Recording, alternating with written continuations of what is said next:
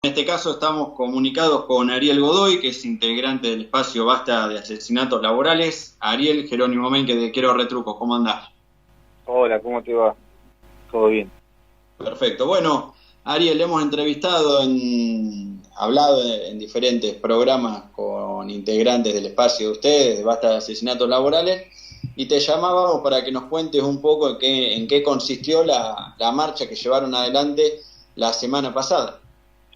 Bueno, la marcha del 9 de septiembre es una marcha que se viene haciendo ya hace 5 años, eh, desde el 9 de septiembre del 2016, que es la fecha donde se producen los asesinatos laborales de David Ramallo, Diego Zoraire y Richard Alcaraz, trabajadores de la línea 60, trabajador del INTA y trabajador de la construcción, respectivamente. A partir de esa pelea que dieron los compañeros del laburo de estos compañeros, junto a sus familiares reclamando justicia y empezando a ver que no era algo que no eran casos aislados los fallecimientos estos en los lugares de trabajo.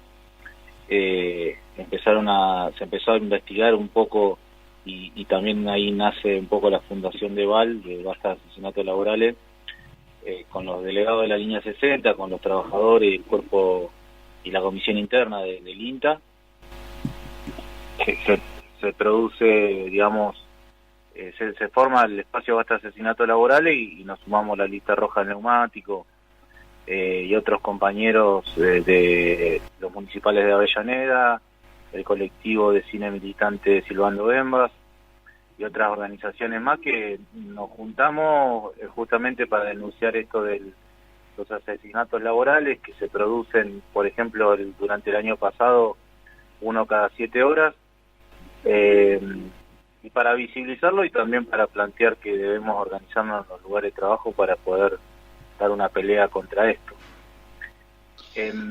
Puntualmente el 9 de septiembre que pasó, se hizo mucho foco también en el pedido de justicia por David Ramallo, porque básicamente el fiscal que entiende la causa, Arretes,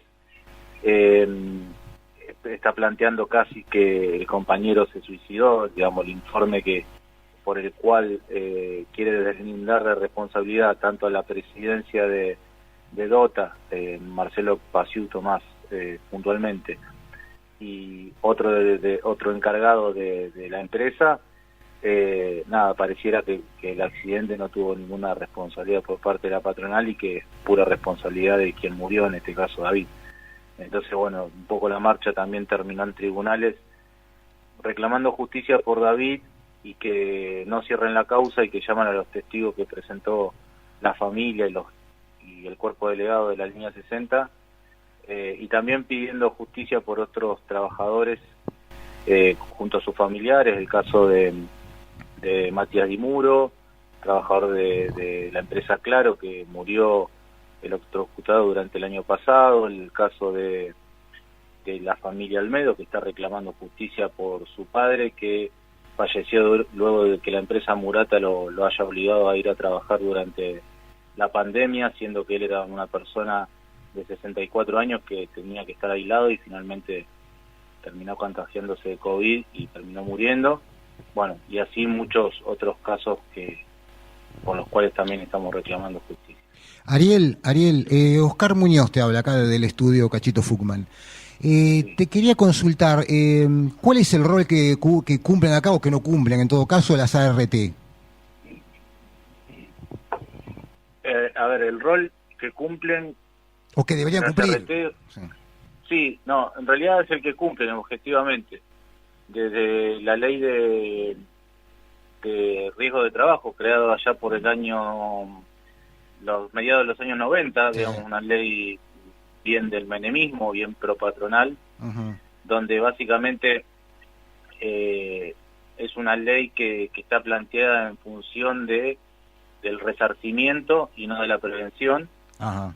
Es decir, que una cosa así como atender la cuestión una vez que ya pasó. Ajá. Entonces, en el ya pasó, y más allá del regateo que hacen con la plata, que es algo ¿no? Que siempre históricamente hacen, tratan, como toda aseguradora, tratan de pagar una lo aseguradora de un menos auto posible. que trata de no pagarte cuando se te rompe el auto. Claro, bueno, acá ellos funcionan de esa misma manera, tratando de no de registrar la menor cantidad posible de personas accidentadas, incluso de personas muertas.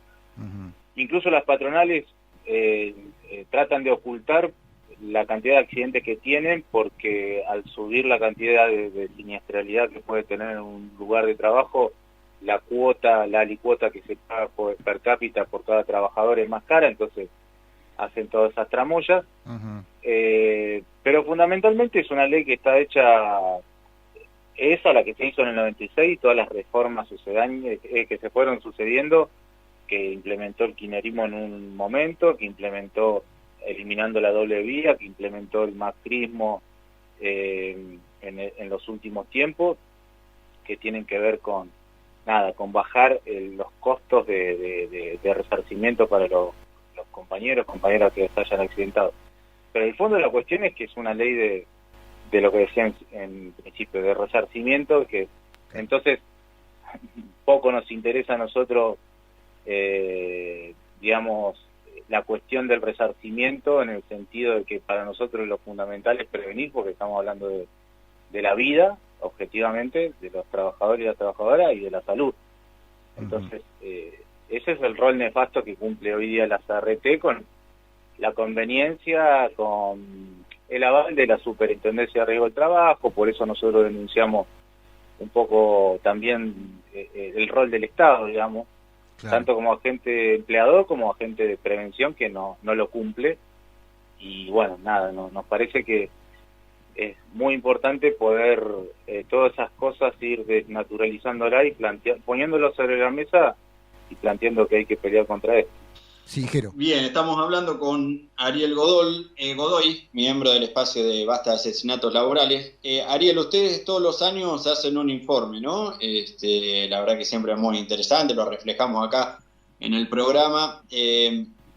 ¿Cómo vieron, o si están cómo vieron el impacto de la pandemia respecto a esto, a lo que ustedes siempre estudian, que es esto desde asesinatos o accidentes en el laburo, ¿no? En el trabajador.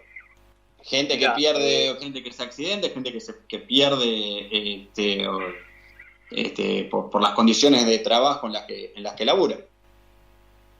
Mira, sí, justamente se agravó muchísimo por la pandemia la cantidad de casos que pudimos contabilizar. Imagínense que los primeros años contabilizábamos un promedio de 490, 500 trabajadoras muertos en sus lugares de trabajo.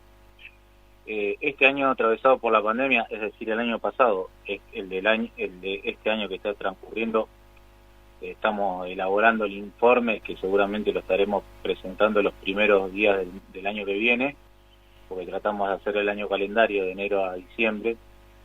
Y nosotros los primeros años que registramos, del 2016 para adelante, teníamos un promedio lamentable de 500 muertes por año. Este año se dieron, el año pasado, durante pandemia mediante, 1.295 trabajadores, contabilizando también que casi 800 trabajadores perdieron la vida por COVID. Un poco más.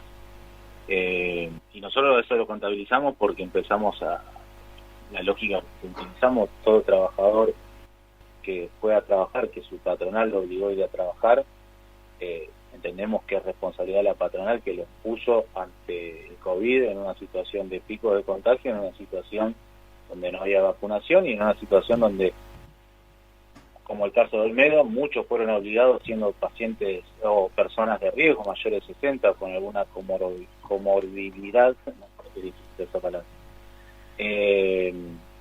Entonces ahí entendemos que hay una responsabilidad muy grande por parte de las patronales, y nosotros lo que nos dimos cuenta este año también es que pudimos registrar un número más grande del que incluso la Superintendencia de Riesgo de Trabajo registró. Luego de lo que nosotros dimos el informe de VAL, en marzo la Superintendencia de Riesgo del Trabajo largó su informe y nosotros teníamos más registro incluso que este organismo del Estado. Por eso hoy te decía que lamentablemente se da una muerte, un asesinato laboral durante el año 2020 de un compañero o una compañera cada 7 horas. Y siempre hacemos la salvedad, estas cifras son muy impactantes, y siempre aclaramos que no son cifras para nosotros, son compañeros y compañeras. Lo planteamos en términos de cifras por una cuestión de que hay que magnificar otra de las cosas que padece la clase trabajadora. Y esto hacemos la salvedad que siempre es sin contabilizar la totalidad de trabajadores y trabajadoras que están no registrados, digamos, o precarizados, y sin registrar las muertes por enfermedades profesionales, que a nivel mundial hay un registro, incluso planteado por la Organización Internacional del Trabajo, que plantea que hay más muertes por enfermedades profesionales que incluso por los mal llamados accidentes. Entonces, nada, teniendo en cuenta esas cuestiones, entendemos que los números ya así como están son graves, entendemos que en realidad son muchísimo más graves.